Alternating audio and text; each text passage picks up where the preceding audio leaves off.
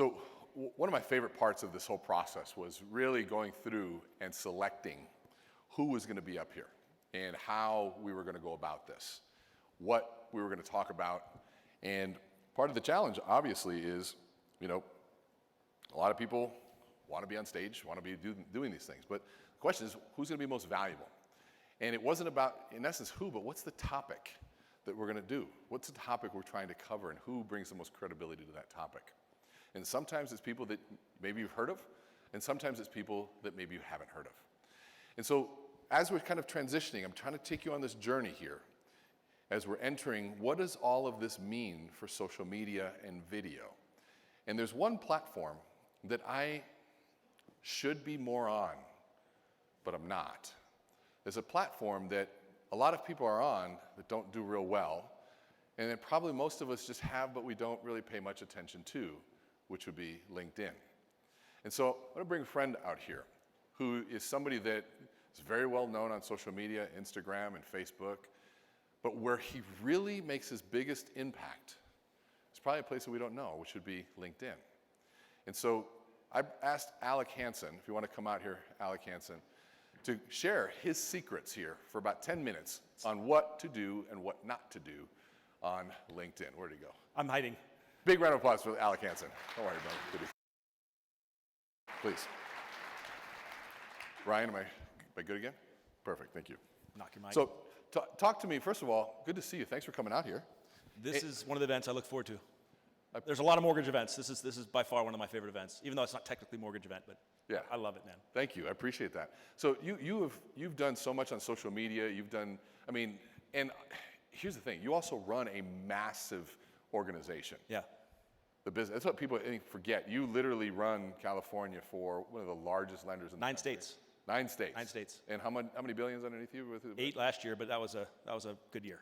Yeah, $8 billion. But yet, your time is spent on social media and creating content and helping grow people. But what I thought was really fascinating, when I asked around, because when I do this, I like, okay, I think this person, and I make phone calls, and I talk to people, and I talk to a lot of people, and I even talked to Neil, and Neil's like, dude, he crushes LinkedIn. I'm like, what? And Neil pointed me over to your LinkedIn, and I started looking and talking to people, and let's talk LinkedIn. Yeah. So, and Who's on LinkedIn? Who's on LinkedIn? Who's not on LinkedIn? Do you not like people that have jobs? It's an incredible platform, and you'll learn from Neil and others that all these platforms have different algorithms, different ways they play. But LinkedIn I found to be one of the most incredible platforms for human connection because people are there for business, not necessarily memes and jokes. All those things have a place, but it's the absolute best place to hang out with people. The algorithm is very forgiving and wonderful, and we'll dive into some tactics on it, but you cannot replace LinkedIn. So for me, I have a ton of followers on LinkedIn. Yep. I've friended a lot of people, or connected with a lot of people. Yeah. And I have posted things. But when I post stuff, nobody responds. So tell me, what do we do, what do we not do? Let's just cut right to the chase. Well, with any social media platform, my friends, you have to grow it yourself. Does that make sense? It doesn't just grow. You don't put a video out and thousands of people are like, oh, thank God, there's a video out there of Renee. It's not how it works. And for us mortgage professionals, you have to understand that you have to grow it intentionally, like very tactically. How many of your past customers do you think are on LinkedIn? If you don't know, that's a huge problem. They're probably there. Pick a platform and play the same experiment. They're probably there. How many of your referral partners are on that platform? How about the business owners and entrepreneurs and politicians and people you want to be connected with, you want to have influence with? Are they on those platforms? And so one of the best things you can do is even just pull your old client list and just start finding people, because relationships happen through intention, not because you posted a cool video about whatever you're thinking about. That was my problem. I'd say, well, I just got something, and I post, and I hit, then that should be it. And then maybe, but then there's hashtags. So I did some hashtags, and I Googled that, and then I put a comment in the description, which I'm a good writer, so I wrote all that, and still nothing. Here's the biggest problem. People treat social media differently than we treat real-life human relationships, and that's a huge problem. Like, for example, how many of you guys don't like social media? And be honest, like pieces of it turn you off. What turns you off, specifically? It's fake, it's gross, it's humble bragging. It's people posting their food and how great their life is all the time. There's no real relationship, there's no meat, you can't connect. What you've heard Renee talk about all morning is getting to the core of who we are as humans, right? In storytelling, going back to those origin points and pulling that out. And yet on social media, what do? We post our freaking Yelp reviews about ourselves. Can we stop? It's not relevant. You're not helping anybody. You have to define the audience. You have to come to place the service. And what I found to be the most important thing, can I tell a small story? Yeah. Okay, I learned this from my father. Anyone No remember? storytelling allowed here. Yeah, no, I'm sorry, you're right. Exactly. Wizard of Oz. Who remembers Wizard of Oz? What was the wizard's power? Yeah, that's a weird question to kind of land, right? You're like, power? Like, what did he do? See, everyone thought he's a fraud. He's a charlatan. He hid behind the curtain, remember? But what he did, when my dad told the story, a big light bulb went off. What he did was one of the greatest things a human being could do to another human being. He looked at the lion, and he told him he had courage already. He validated in those people the things they thought they didn't have. He said, you've already had it inside you the whole time. It's one of the greatest things you can do to another human being. And on social media platforms, somehow we just talk about ourselves. When the opportunity is to stare at another human being and tell them that you see them, that you're cheering them on, that you're happy for them. One of the biggest mistakes we make on social media is we don't talk to other people, we talk about ourselves. But if we spent 30 minutes actively engaging on people's stuff, seeing them, encouraging them, just being in their life, making that intentional moment to be a human connector, then you put out your message, your story, your narrative, and oh my God, they all come flying back. You know what's funny is I was about to say, okay, let's get real. How do you do that? And as I was saying that in my head, I'm going, he's always commenting on my stuff. Does that help? I mean, you're always so supportive. If we want real relationships in real life, what do we have to do? Be present, connect, call people, make intentional effort, put the phone down for 5 seconds. All the things we know that we have to do in real relationships. Well, all of a sudden we're on digital platforms now, and we forget all that. It's all gone. We don't remember anymore. And we post inspirational cat memes. It's fine, hang in there. But just take a few seconds and invest in other people on these platforms. And I don't care if it's Facebook, LinkedIn, social media, I don't care what platform it is. Wherever there's human beings, wherever the people that you want to have influence with, hang on those platforms, be an encourager of those people. You'll do more in building relationship and connection and growing your business than any SEO marketing spend you could do, than any lead buy you could do. If you just hang out with people and be intentional, it will transform your business. All right, so now I'm going to challenge you. I'm ready. I want 3, max 5. Try to keep it to 3. Tactical things that we can do immediately based on what you've heard in here today. Yeah. Or what we do immediately. Yeah. Social media, go. Floor is yours. Let's start with ICE. If you follow me on social platforms, I've said this over and over again, but no one listens, so I'll just say it again. ICE stands for identify, connect, and engage. All right, so identify, who do you want to have community with, influence with, relationships with? Very simply, right? How about all the past customers and realtors in your community? Let's just start there. Like, it's bigger, but let's just go right there. So we have the identify down. Can you print that list out? Do you have access to it? I know a lot of you are embarrassed because you've lost touch with your past customers. It's okay. Yeah, we're in the nest. So you know who you want to be around. So spend 5 minutes a day and just find 5 of those names and connect with them. Find them on LinkedIn. Find them on Facebook. If you don't like those platforms, we have to reframe it. So I'll get there. Okay, tips. I got it, Renee. Tips. Connect, and then spend 30 minutes engaging like an authentic, real human being that you are. Care about them. Share their successes. Comment how good their food looks. Whatever they're doing. But be in their life intentionally. If you ICE every day, you'll be... Mikey, how long have we been doing? I've been pushing into social for 2 years now, maybe 18 months. Okay, 2.5, fine, whatever. Don't listen to him. And in that time period, I've tracked it. My LinkedIn, for example, went from about like 5,000 people to almost 25,000 connections. But they're the people I want to be connected to. They're real estate professionals and mortgage professionals and people that I get that influence me. And all of a sudden you look around and you go, the snowball effect is gigantic.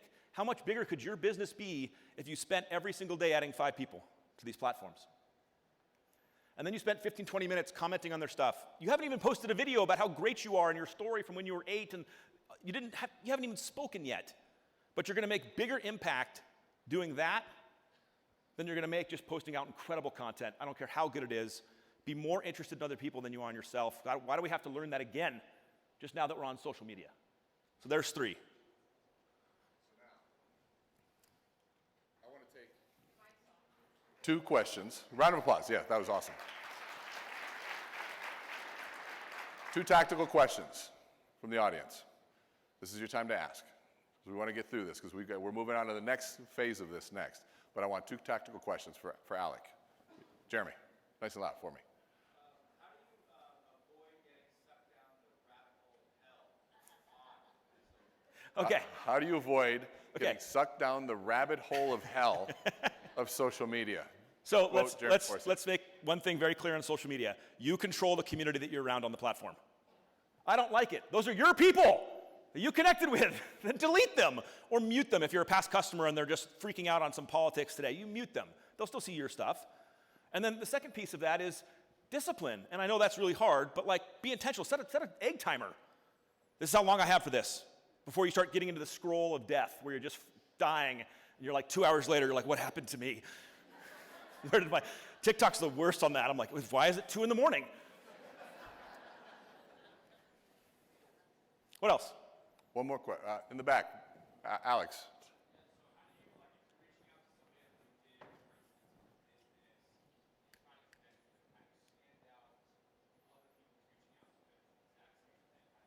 Testing one.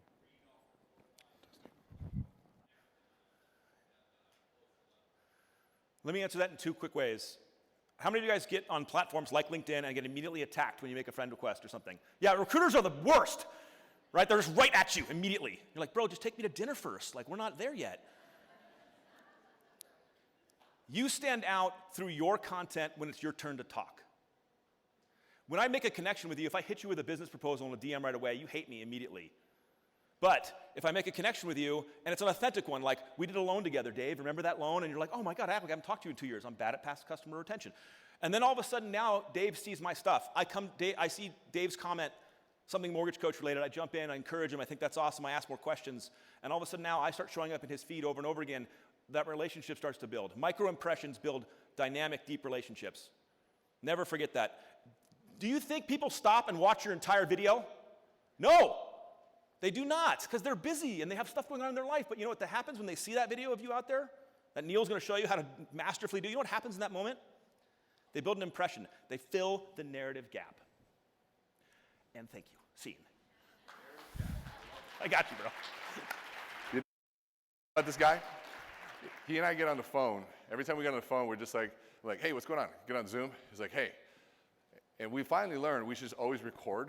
Yes. Because we have these conversations, and we're both kind of just talking, and we talked about the narrative gap, and then like a week later, he's at a keynote, and it says the narrative gap. I put you on the screen. No, they put my screen. No, it's like, but the speed to implementation is frightening with this guy.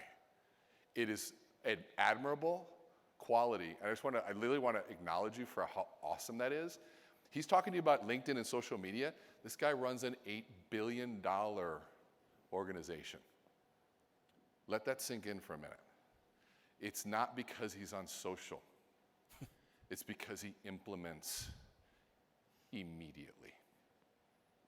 A week after the conversation, he's on a stage, the slides are made, he's got his presentation dialed in, it's done.